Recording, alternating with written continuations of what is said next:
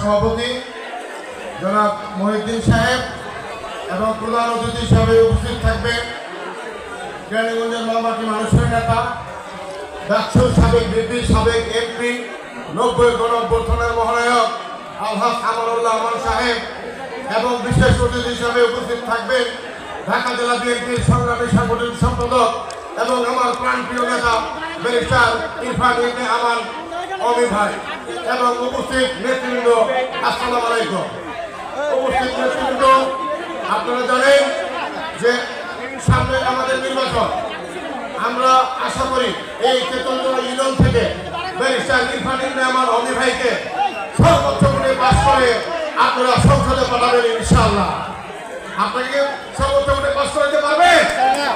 তেতুলতলাবাসী barrister Irfan ইবনে আমান অমি ভাইকে কি সর্বোচ্চ ভোটে পাস করতে পারবেন?